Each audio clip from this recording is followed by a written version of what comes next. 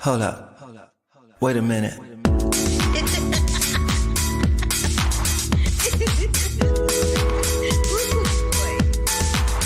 I wish you love, peace, and hair grease. Love, peace, and hair grease, y'all.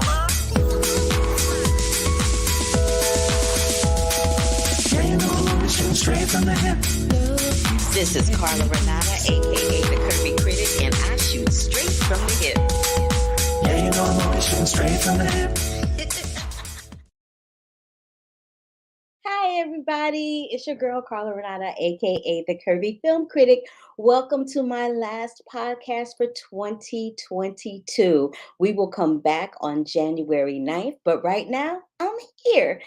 I love being here so much, and I'm so happy to bring you even more interviews and more reviews than I normally do. But, you know, it's a jam-packed show as usual. Let me say hello to Brandon. He always pops through and he always tells me that he wanted to just pop by and say hi, that his classes are going pretty well, including his webcomic, and he bought his tickets to see Puss in Boots this Wednesday. You're going to love it, Brandon. He also tells me that he's been watching the new Sonic series on Netflix called Sonic Prime. So thank you for those, Brandon. I always love when you tell me what you're watching and what you're up to. So you guys, coming up on this show, I have interviews with the cast of Emily in Paris. I have an interview with Malcolm D. Lee, the director and creator of the Best Man franchise. And I also have an interview with some people from Encanto. They're doing Encanto on they did Encanto, I'm sorry, at the Hollywood Bowl, and it's going to air on Disney Plus on December 28th. So without further ado, let me get right on into it, shall we? Now, this first film that I saw, The Banshee of Inisherin, is directed and written by Martin McDonough. It's a Walt Disney Pictures joint. It stars Colin Farrell, Brendan Gleeson, and Carrie Condon. It's been in theaters since November 4th, and it deals with this is the premise rather. On a remote island off the coast of Ireland, Padraic is devastated when his not Padraic, Patrick is devastated when his buddy Colin suddenly puts an end to their lifelong friendship. With help from his sister and a troubled young islander, Patrick sets out to repair the damaged relationship by any means necessary. However, Column's resolve only strengthens. He soon delivers an ultimatum that leads to shocking consequences. Baby, when I tell you this film will have you rethinking any kind of friendship you ever had with anybody in your life, because it's kind of like it's one of those things where you know how you'll be friends with somebody and all of a sudden they stop talking to you and you don't know why, you don't know what you did, you don't know what happened to cause the friendship to go awry. I know I've had that happen numerous times throughout my life, and it continues to happen even into my elderly adulthood. And it's very disconcerting when it happens because you're like, what's going on with this lipstick? You're like, what happened? Why don't they talk to me anymore? Why don't they like me? You have no idea what you did. And I'm always so annoyed by that because we're adults, right? Just have a conversation. And I figure if there's not a conversation had, then the friendship is not what I thought it was, and it doesn't matter to them in the same manner that it mattered to me. But that is what this film is about. And baby, it'll have you thinking twice about how one-sided friendships can be. It'll have you thinking about how that particular friendship can affect other close relationships, because sometimes when you're mourning the loss of a friendship, you can't give energy to the friendships and the family that you have around. You get so possessed about that one thing.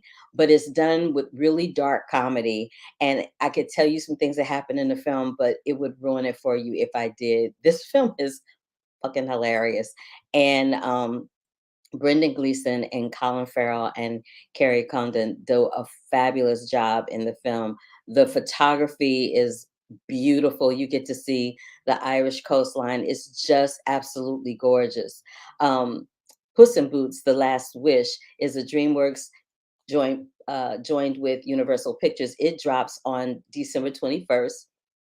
It's directed by Joel Crawford and Manuel Mercado, and it's written by Tommy Swerdlaw, Tom Wheeler, and Paul Fisher. It stars Antonio Banderas as Puss in Boots, and Salma Hayek as Kitty Softpaws. Florence Pugh is Goldilocks. John Mulaney is Jack Horner. Olivia Colman is Mama Bear. Olivia Colman keep a job, don't she? Anthony Mendez, who I actually have to give a big shout out to Anthony Mendez. Anthony Mendez was the voice on Jane the Virgin, and he's actually a friend of mine. We met in voiceover class some years back, but he's the voice of the doctor. Hilarious. So this Puss in Boots incarnation is not only hilarious, but you watch this really overconfident, swaggerlicious, Puss in Boots lose his swagger. He loses his confidence in himself, even though he has this he has this theme song. I wish I could sing it for y'all. It's so funny. It's very catchy. You just can't help but sing it. But you watch him lose the confidence in himself.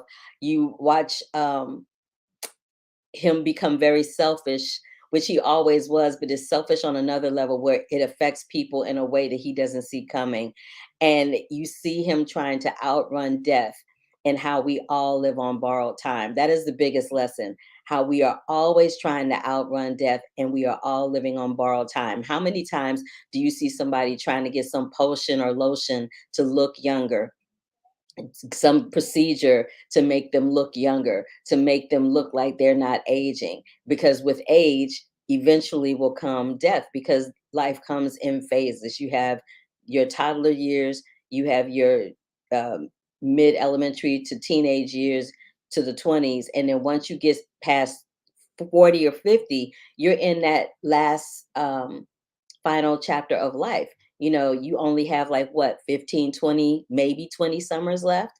When you think about it in that context, you only have 20 summers left.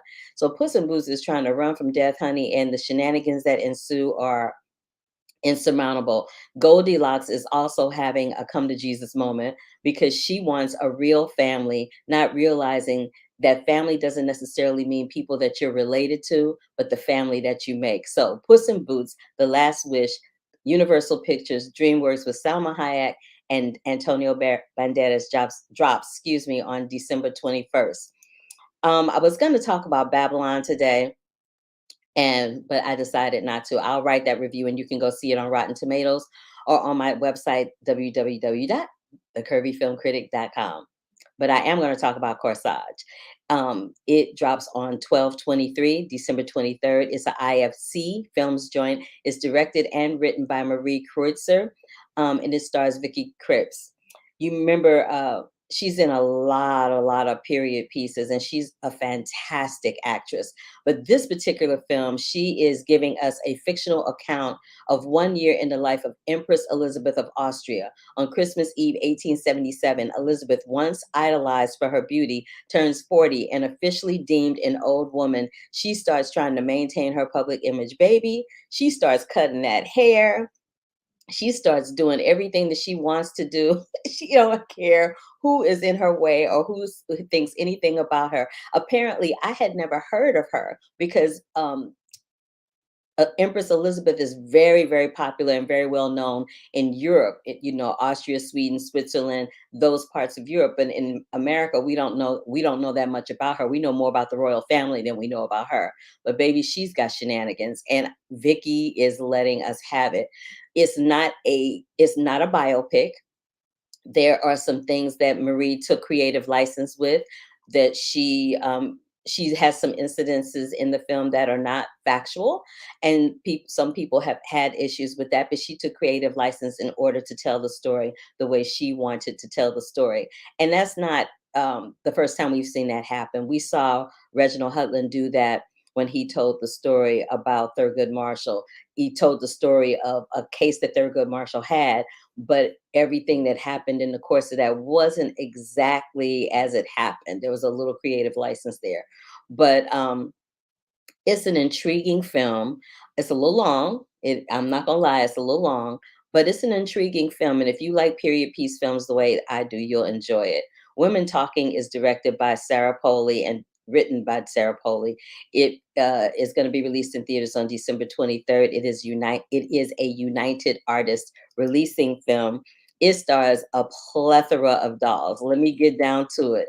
It has Rooney Mara, Judith Ivey, Frances McDormand, Claire Foy, Jessie Buckley, and the only dude in the movie is Ben Whishaw.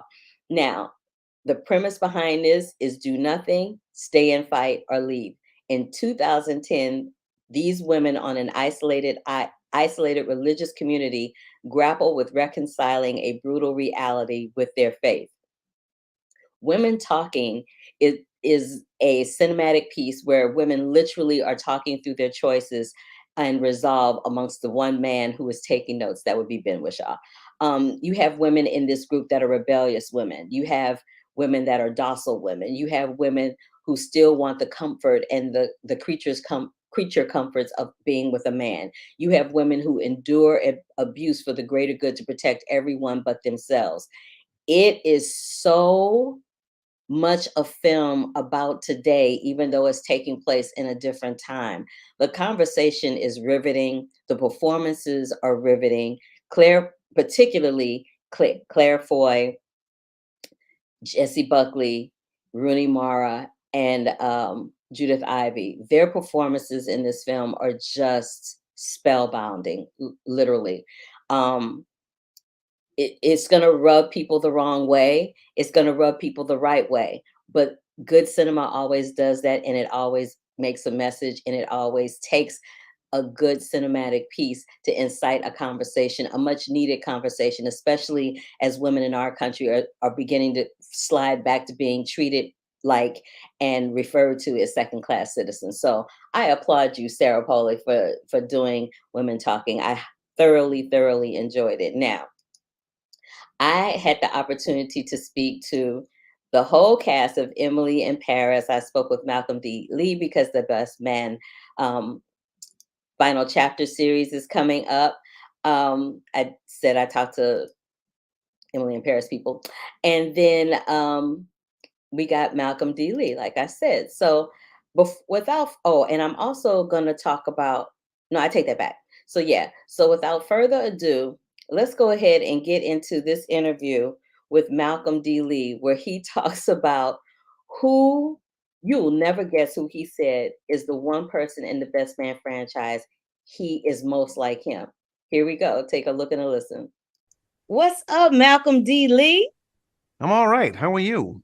I'm good. I'm good. You know, a little while back when Spike was doing Black Klansman, he told me that y'all were cousins and how proud he was of you. And Oh, that's nice. And he was talking about, I asked him if he would ever do a musical, and he said you would probably be doing that before he would. Well, I mean, maybe. Yeah, I could see that. We're developing one at my company now.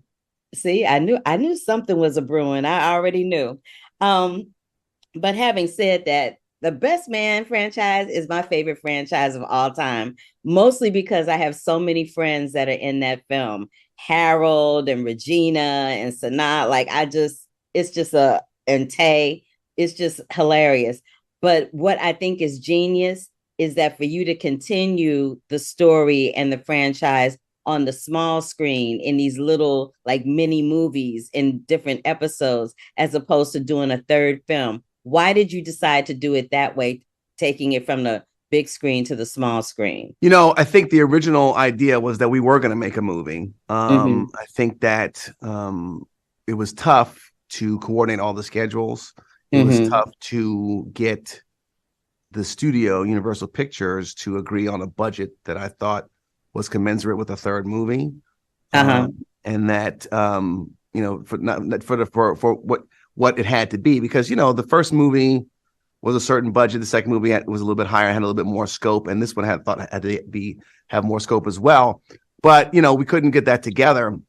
And so, you know, with the rise of streaming services and with the rise of, you know, limited series, and obviously with the way people view content nowadays, it made a lot of sense to do it on a streaming platform, to do a limited series. I had two pictures in my head, really, to close out the series and the franchise. And I said, okay, well, let's just do it as a limited series. That way, the actors could have more scenery to chew.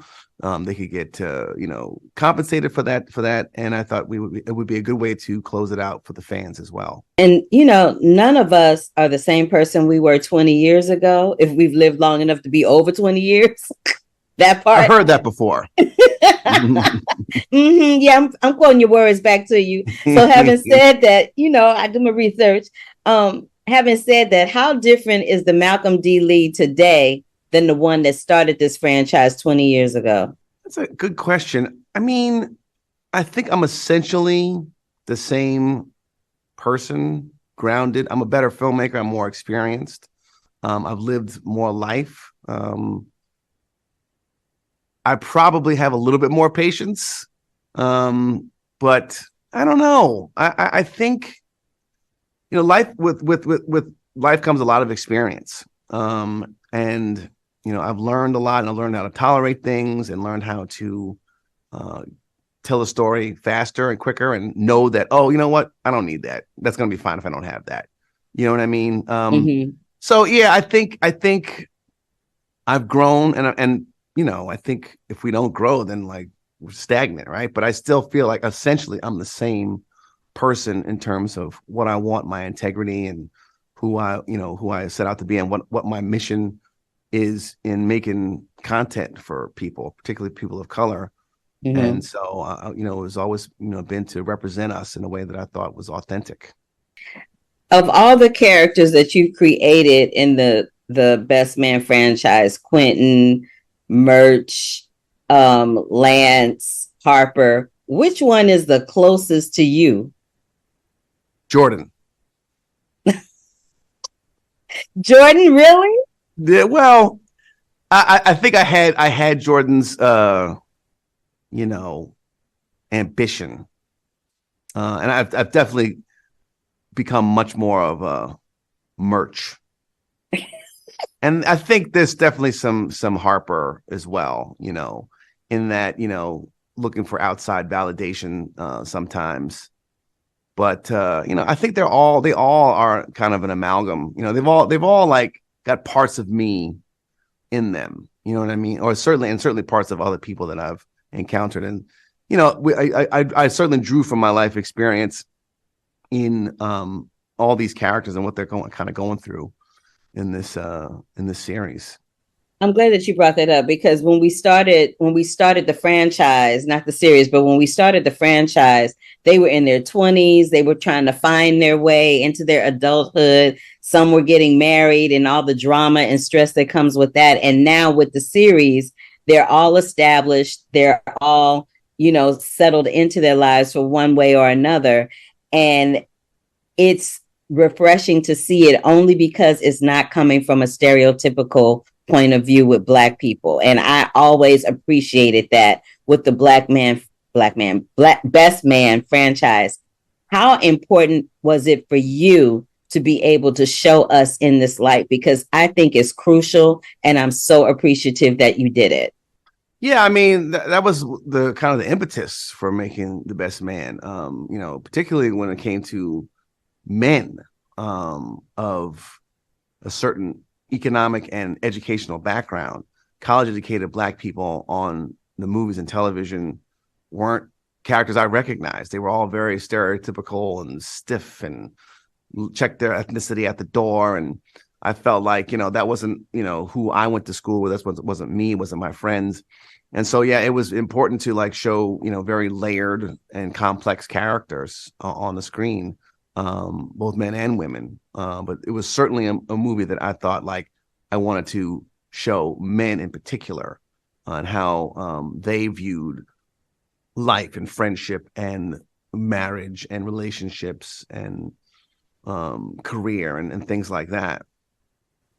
I'm not gonna lie, I was concerned about what this franchise was gonna look like without Mia, but you pulled it off without a hitch, as I knew you would, because the first two centered so much around that relationship of Mia and Lance. So it was interesting to see how it was going to progress without that relationship in the mix. But having said that, that is my time. I appreciate you. I appreciate this franchise. I appreciate how it represents us in the best way possible in love, in life, in career, and as people. And thank you so much for giving me a slice of your time today. I really do appreciate it, Malcolm.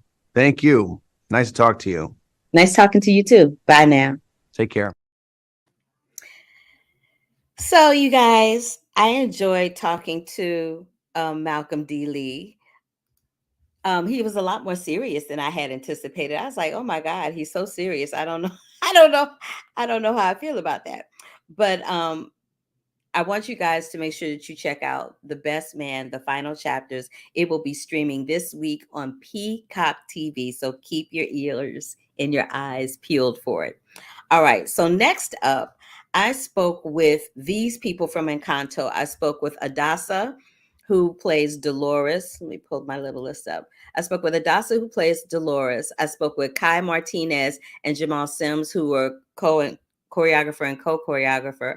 I spoke with I spoke with Sally Wood, who is the showrunner for Encanto. Gabe wasn't able to make it. I spoke to Sally Wood. So I spoke with these 4 people about taking Encanto from a feature film to the stage to the screen, the small screen, because I'm fascinated by that. And like I say in the interview, I was in The Lion King, so I'm pretty familiar with how that process kind of sort of goes, but every show is different. So take a look and a listen to this interview with Sally, Jamal, Kai, and Adasa from Encanto at the Hollywood Bowl, baby. Hi, everybody. Hi. Love everything you have going on in your space. Oh, thank you. I do. Fabulous. I'm funky today, but whatever. You know how that is with that curly hair, right? Oh, yes. I'm telling him, behave. So you guys, what I really want to know is how challenging this was to take it from an animated film to the stage. And now we're going to have people see it on the small screen. And so the way you kept the energy up and had that vibe going, just like we did in the animated film, was really wonderful. But I want to start with Sally with that question, and I'll just go around if that's okay. So I think the main thing to make this show, it's been the collaboration between everybody and all of the departments and all of the people working on it. And everyone had that same drive to make it the best it possibly could be. And we wanted to do things that hadn't been done before. So we brought in augmented reality. When we were talking about number of dancers, we were like, let's have loads. Let's, and we just tried to make it a huge spectacle for everyone in the bowl to enjoy, everyone at home to enjoy, and also to give the film the justice it deserved, because the film is incredible with songs that are so memorable. And that's what we tried to do when we moved it to the Hollywood Bowl. With Coco, we learned how to grieve, through a Latin perspective. But with Encanto, we learned how to live and love life. How important was it for you to bring that to Dolores? I think a lot of healing comes through this film because you grieve in a sense, and then you find ways to heal and move past it and grow, and to understand that a scar means progress and not that it's going to be there forever, but it's an emblem of what you've been able to overcome. And I feel that the story is so beautiful to be able to show that. Even like Dolores's character, she's very soft spoken and she's very quiet, but she has so much information. She has all the information. She's got all the right answers. And whenever she's asked, she shares. But she also has this hole in her heart of falling in love with this man who is actually betrothed to another. So she has her own things that she's working through, just like Mirabel with Abuela, that they have this misunderstanding as to why do you feel this way. And the way that they brought it into the stage, using these songs in which so many people have felt identified. When you listen to Surface Pressure and you see those lyrics and you go like, man, pressure like a drip, drip, drip, that'll never stop. Whoa. Or when you hear, grew to live in fear, but no stuttering or stumbling. I can always hear him sort of muttering and mumbling. Those who have felt like outsiders within their own families, they're like, yeah, I feel like the Bruno. And to bring that production into the screen, from the screen that is animated into your home screen with real people, those vocalists, that are also showing you who they are, that doesn't just exist in an animated world, that voice is a real person that looks very much like their animated character, and we're all living lives, and we're sharing that joy of not just Disney, but the reality of being real people experiencing things, and then having those kids sing along those songs and be able to enjoy all of these effects that you've never seen before, the spectacular dresses and all of the costume changes and dances. To be able to be a part of that is humbling, and I'm so grateful to have gotten it, and to be a part of this cast that will forever be remembered is a beautiful experience. I cannot stress enough that you got to watch it. December 28th, please. December 28th on Disney Plus. Listen, you better put it all in an answer and sing on top of it. I love you for that. Jamal and Kai, I want to talk about this choreography. I was in The Lion King, so I understand how it is to infiltrate puppets and people in costumes and all of that from an animated project to the stage. And I know, Jamal, you brought a little bit of that, step up sensibility and energy to it. But how long was the process for you guys to coordinate that and bring it to life? Because it was absolutely stunning. You said it first, Jamal Sims is an icon, legendary. And to be able to go from an admirer to then work with him on the film. And in the past 2 years, he's like my family now. And to be able to have him, to learn from him, and he being gracious enough to empower me to have a voice as a creative as well, and to teach and mentor me as a creative has been, you can't put a value on that. It's been amazing. And I think the biggest journey for us was to keep my child alive, to keep dreaming, and not get bogged down by any challenge, or maybe we might not be able to make the donkeys might not be able to move. No, there was always like, we'll figure it out. Let's figure it out. How can we make any challenge that came up? It was like, no dream is too big. And so Sally and her team and Gabe and all of them, they gave us that no ceiling. They gave us a just keep dreaming. And then with Jamal, his experience and his calm nature, to be like, we got this. Okay, it's a little difficult right now. We got it. We're going to figure it out. And so then that was my biggest challenge, is keeping the child alive and keeping the dream alive, and putting that on the stage. So then to watch the kids' faces when they were receiving that, and the adults too, was like, yes, we did it. And that was magic for me. Cool. Jamal, you want to tie it up for me? Yeah. Well, this is the thing, is that a lot of times when I do films, or when we do films, it just stops right there. After the film, it's just done, right? But this was an opportunity to now take it to the next level and have people celebrate the music of Lin-Manuel. You know what I mean? Like, this is like, we don't have this opportunity all the time. So now that we have this opportunity, what are we going to do with it? And it takes a village. When I say that, I could not have done it without Kai. I could not have done it without Kai. And then we had Reina Hidalgo, we had Asiel Hardison, we had so many people. We had, I'm missing somebody. Alex Collins. Yeah. Oh my gosh.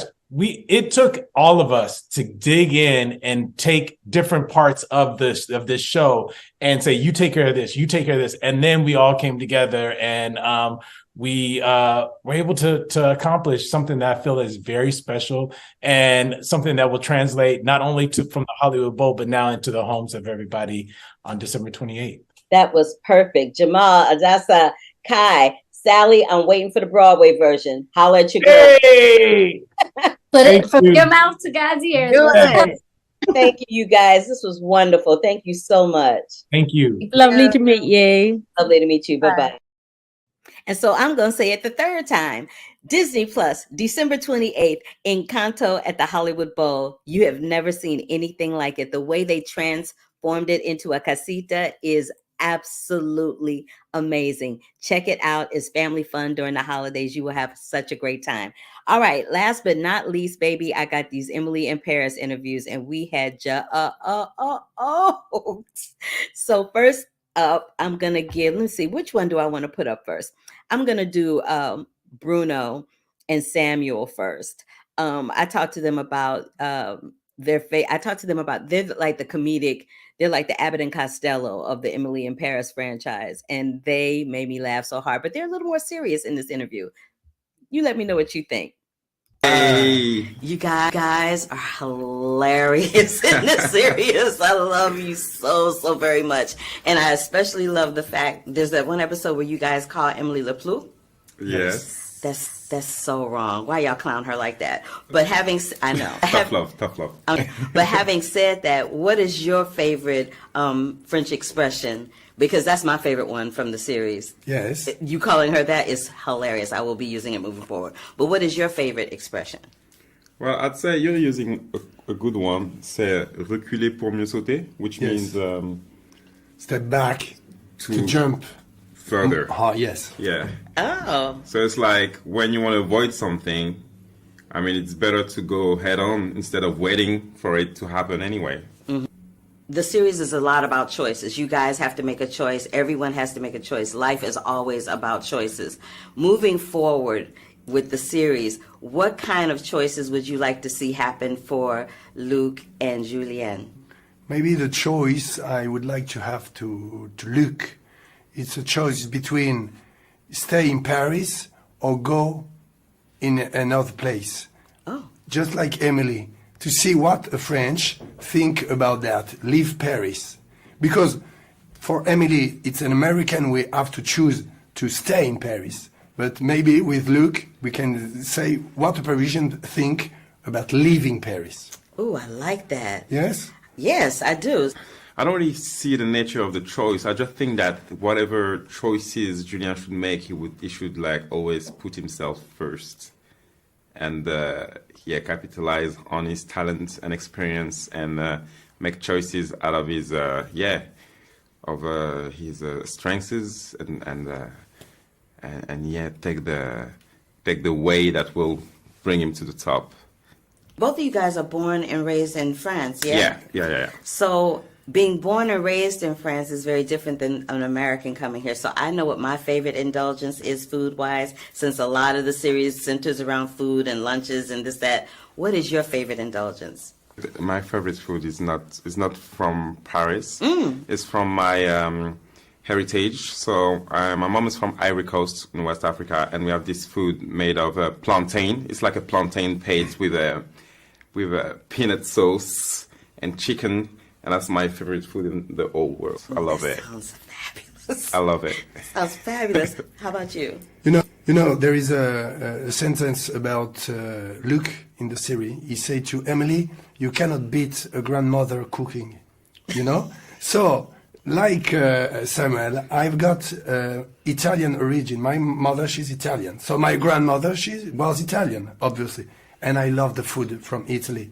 And the food from Italy, from my region, Bergamo, near Milan, it's polenta. I love polenta, risotto.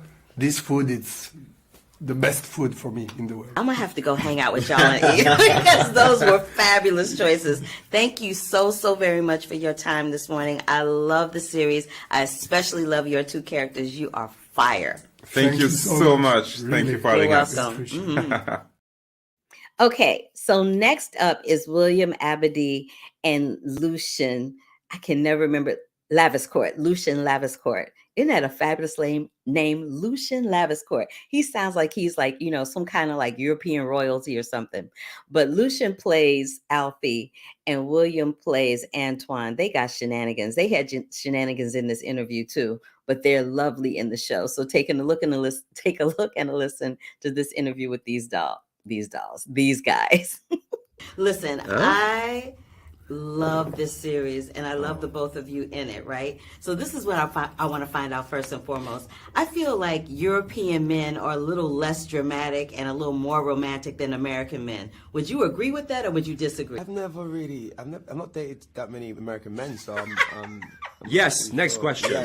Yes. It's a fact. It's been scientifically proven, I think. Cool, yes. Sweet. Cool. I'll take the stats. Whatever. I love the fact that you're like, I haven't dated that many men. Get out of here. So this series seems to be about choices. Everything in life is a choice, and our choices seem to change or dictate the trajectory in our lives, right?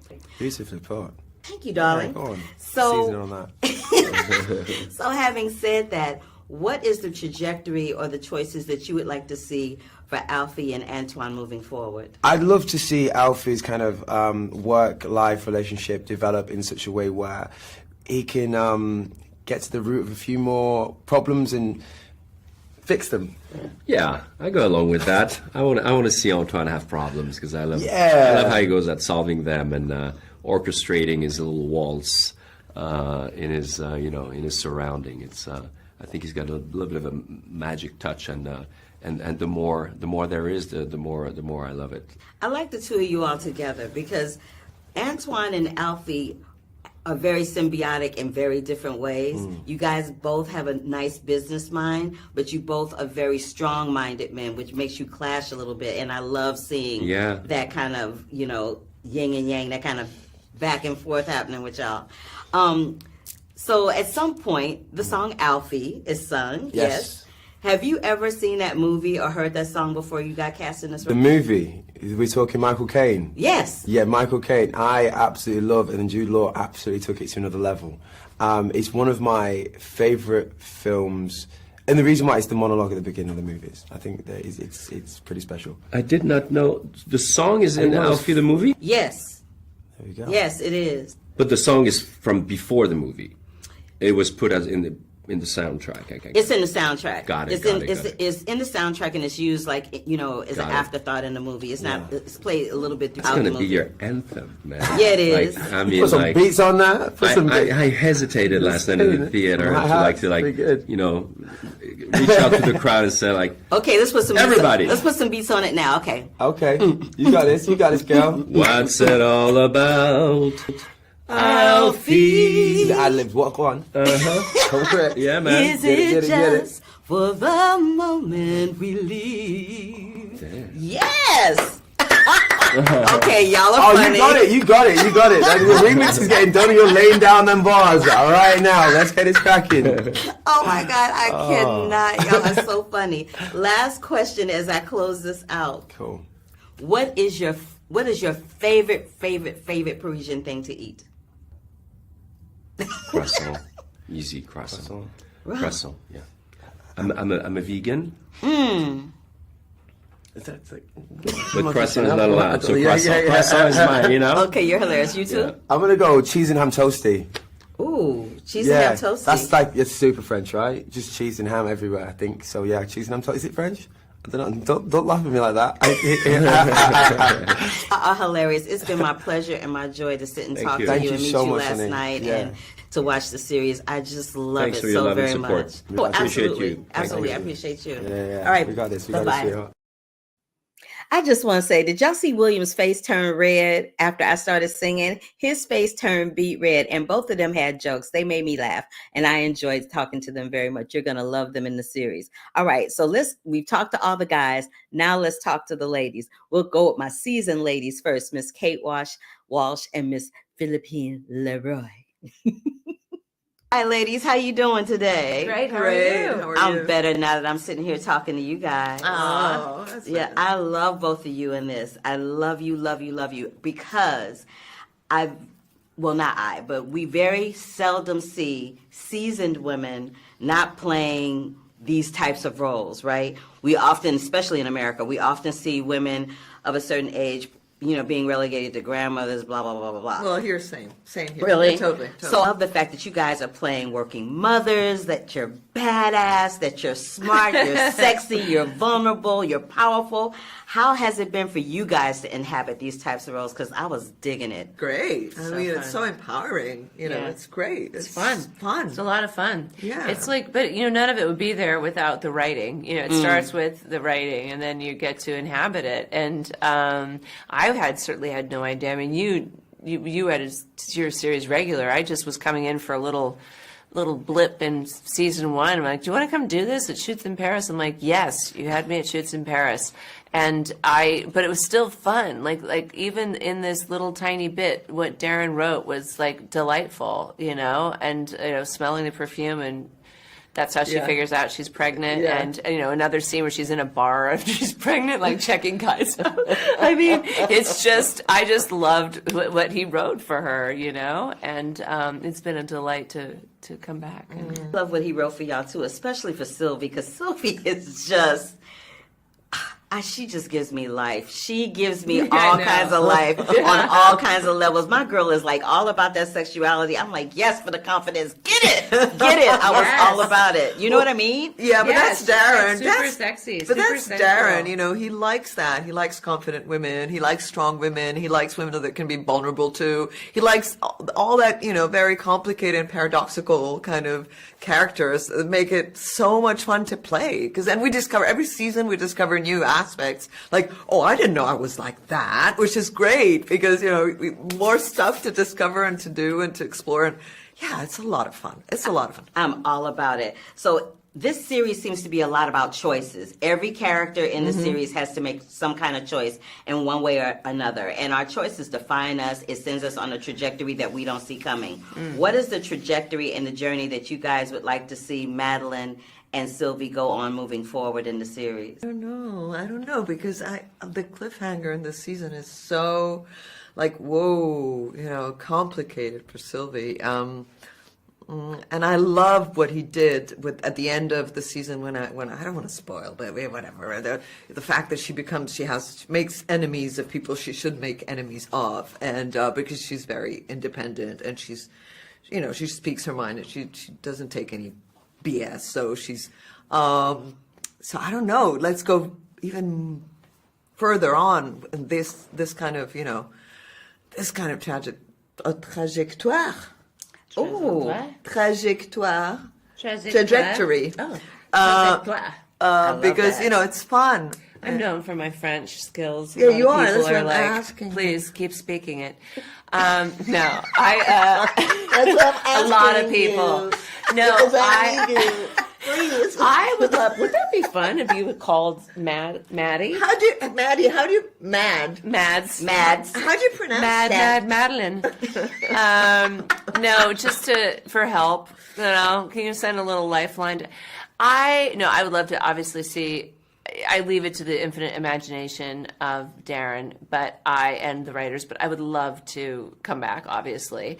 I just like being the fly in the ointment, but I would love to have like some kind of crazy situation with one of your crew, one of your coworkers. I loved it because when I first came in, I was trying to plant a little seed of flirting with Bruno, of like, because he was like, remember, he's like, oh baby, and I was I like you. So that'd be kind of fun. I don't know, but we'll see. Whatever they come up with, I just love to. That's a great idea. I'd love to see that. I'd also enjoy a season of skiing, like a course of all. I'd like to I'd come down the slopes in a ridiculous outfit, like some of the. I think we should sing. We should sing. I feel like I love it. Yes. I'd love a song with Madeline. Yeah.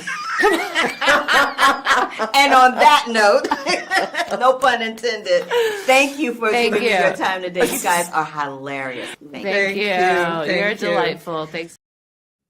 I could have just let the camera roll and left the room. Because they had their own little shenanigans going on. They had me cracking up. Oh my God. Thank you, Kate and Philippine.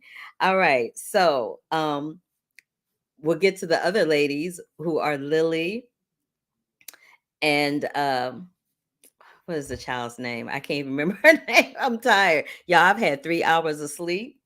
And I'm just like, woo, woo, woo. I can't even handle it. But anyway, I'll just let y'all, you'll see the ladies when you see them. Take a look and a listen to the ladies, the young ladies from Emily in Paris. We're rolling, ladies. Hi. You're like, what? Hi. Hi. Oh my goodness. Y'all are so beautiful. So gorgeous. My gosh. It's a love fest. I love it. So, Lily, I think I found this out about you. You were a journalism major, right? I was. So what is the most annoying question you have ever been asked by a journalist? I just need to know. Oh my gosh! I love this question. Yeah, this is a great question. Is a great question. I don't think you're ever going to be asking a question that's annoying. I think Oh gosh. What's it like? I guess it was just like, what's it like being you or something? And I was like, what does that even mean? Like, and I was like, I don't even know how to answer that question because I'm still learning about me. That's bananas. Right? Like, okay, wow. All right. I don't even know what to say. Exactly. I'm like, I don't even know how to answer that question. That's bananas. All right. So this series is all about choices. Each one of you ladies has a choice that you have to make in very different ways, right? Mm-hmm. And our choices sometimes define us or set us on a trajectory that we don't see coming. Mm. For each one of you, what kind of choices do you want to see for Mindy, Emily, and Camille moving forward in the series? What's fun is I think all of our characters, especially Mindy's, kind of teed up for some choices that she's going to have to make. Obviously, in terms of her love triangle, like I don't think either of the guys know about each other. I'm just realizing now. I'm trying to realize where she is, and I think that Mindy's just going to have to decide. I don't actually even know. It's hard to answer because each of our characters are left on such a cliffhanger this season that there's decisions each of us has to make, but unfortunately most of these decisions stem from the last episode, right? And therefore it's hard to answer. What I will say though is every time I think that I know where a character is going to be going, whenever we get the next episode written or the next season, I'm like, wow, I would never even have imagined for my character where she's ended up in terms of love, career, singing, anything. Mm-hmm. So I think that we trust the writers because we were like, that's actually exactly. Yeah, that's a pickle. Okay. So couture is very much a part, and food very much a part of this series. What has been your favorite look in all 3 seasons? Your favorite look for each one of your characters? I'll go with the birthday party outfit season 2 for me, which was a rotate dress. It's a Danish designer, and I filmed it we filmed it late at night, and it was the coldest day in summer in like history or something. Oh, no. And it was freezing, and I was so cold that I said I need some sort of covering or a jacket, and Marilyn Fatusi, our costume designer, came in with this incredible colorful cape that wasn't necessarily planned for the outfit, but then we added it on top, and it became, to me, this kind of iconic combo between this tiny little mini dress with the bow and a massive cape of color, and it just created a look that was unexpected, and for me, I loved that. What's your favorite cuisine out of everything that you've been able to taste in Paris? Go. Ooh wee. I think honestly, I love how they do escargot here. Oh, lots of butter. I love anything pesto-y, and a chilled bouilly red wine from Cafe Charlotte. How about you, my darling? Tartare. Tartare is like just beef. Yeah. With an egg, and it's all raw. Is that how we say it? I love it. And Lily? I'm going to reference when we went to Provence this season, and it was just the most beautiful, fresh fish and vegetables, and there was an amazing lavender ice cream that I tried because it was lavender season, and it was purple, and it was so good. Also, the fruit here. There's no fresher fruit than like summer berries and peaches and stuff in France. Okay, I'm going to take y'all's recommendations. Yes. Thank you so much for your time. I enjoyed y'all so very much. Oh, Thank you. Thank you very much. Here. My pleasure. So the reason I always hesitate when I go to say Ashley Park's name is because I keep wanting to call her by her character name, Mindy. So thank you, Camille Razat, Lindy Collins, and Ashley Park. Those are the dolls' names. I'm so sorry, ladies, if you saw this and saw me butcher your name, but I am operating on fumes, so please forgive me. All right, last but not least, I spoke with the creator, who also is the creator and producer for Sex and the City, Mr. Darren Star, who they paired him up with Luca Bravo, who I talked to Luca Bravo earlier this year about Mrs. Harris Goes to Paris. So he just can't stay out of movies that got Paris in the title. But anyway, I learned something really interesting about Darren Star in the course of this interview. You will never guess what it is. Take a look and a listen. I just want to tell you, I love this so much. I love this series so much. I feel like I'm like Emily 2.0, the season version. but you and I have something in common. I graduated from Howard University, and you're from Potomac, Maryland, right? I am. And you know what else? My father went to Howard University. Your father did not go to Howard. Yes, he did. Orthodontic school. Oh, because I was like, What? No, but he did. He went to Howard University, orthodontics. How about that? I love that. Yeah. Okay. Yeah, we really got something in common. I know. And Luca, the last time I talked to you, you were doing Mrs. Harris Goes to Paris. We talked for that. And now you're doing this. I'm like, how do you feel going from couture to cuisine? Well, technically, I'm still in couture, you know. And there's Paris in both titles, so I wasn't out of place, you know. Everything in life determines your choices and your trajectory and how your life ultimately ends up. How do you want to have Gabrielle's trajectory and journey go moving forward? Gabriel, I feel like is on a trajectory now. He's discovering his own life. He's an ambitious guy, and he's focused on his career. And I feel like, you know, he's got much more in his life going on just between, you know, thinking about, you know, his romantic choices, but also he's got some sort of bigger things coming his way by the end of Bigger things to cook. Bigger things to cook by the end of season 3. Yeah, he's got a lot cooking. Give Darren some ideas about what you want for Gabrielle. I would never want to influence. Please, yes, I want these. No. He's rubbing shoulders with you. He's like, "Come on, give me some ideas." Yeah. I just want him to be on a journey of self-discovery, and I like that in season 3 he's, you know, starting to own up to his, you know, choices and taking matter into his own hands and wanting to mature. I like the direction it's taking, but I would never, you know, get in the way of Darren's writing. I'm gonna let you off the hook for that one because I'd be like, "Look here, this is what I need to have happen." It'll happen later. So you're playing a chef. Do you cook? And if you do, what's your favorite thing to make? I do cook. My mother is a great cook, and that was her language of love. You know, she wasn't a hugger or verbalizing a lot, but she was, you know, giving me love through the food. I could really feel her love through her cooking, and a favorite dish she taught me was it's a risotto, curry, and cocoa with prawns, something like prawns. That. Mm. And it's really very good, and it's the one I really can master in a little time, like, you know, on the rush, like 5 people coming. Okay, Yeah. I think I might need to come to your house for dinner. Welcome anytime. Okay, don't play. Darren, what is your favorite thing to make or cook or eat? I have one dish. Make this pasta matriciana from the River Cafe cookbook. That's like one of these. It's the one thing I can make. You know, if people are coming over, it's like, okay, I can whip that up. Since shooting and being and immersing yourself in Parisian culture, Darren, what is your favorite thing about being in Paris? For me, my favorite thing about being in Paris is just being able to walk everywhere. Oh. The city's so beautiful, and you know, I feel like you can get anywhere on foot here. You know, as long as it's not raining too hard. And but that's really it. It's just being able to like kind of just explore the city, and I find it an extremely livable city. Okay, and unless you're wearing Manolo Blahnik.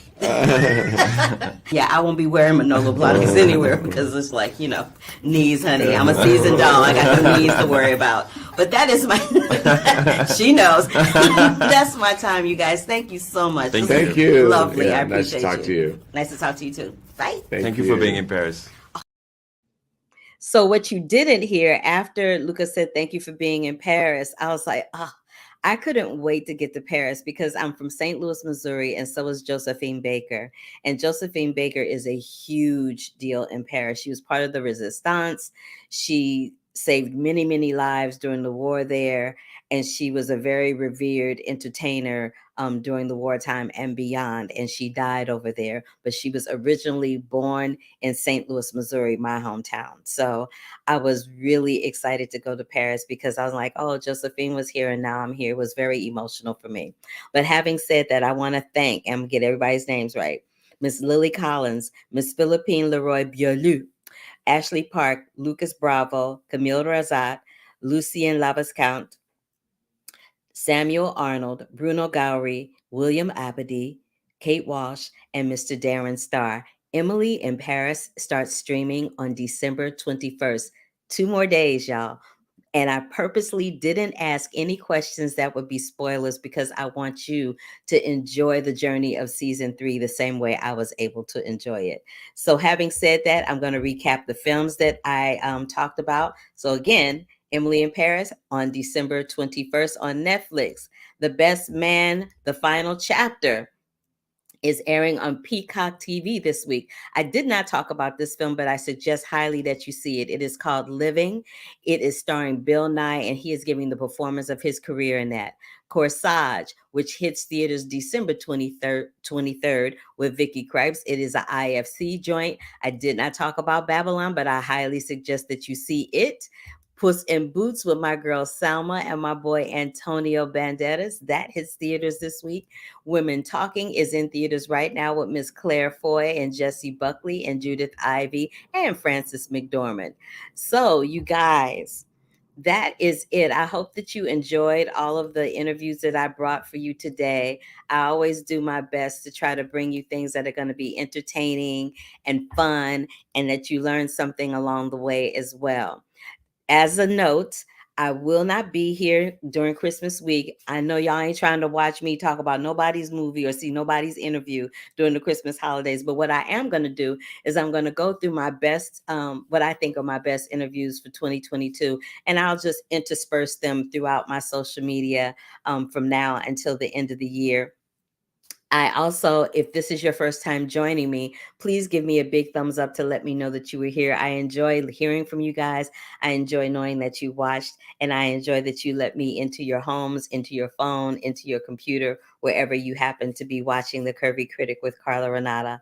And so on that note, happy holidays. Have a beautiful, beautiful holiday season. For those who have lost loved ones or no longer have loved ones close to you, take that time, recharge, rejuvenate, and just be one with yourself and recharge and get into that new year, because baby, 2023 is right around the corner. So having said that, be safe, be sane, continue to wash your hands. Thank you so very much for joining me. I appreciate y'all more than you know. And of course, love, peace, and hair grease. Until the next time, deuces, baby.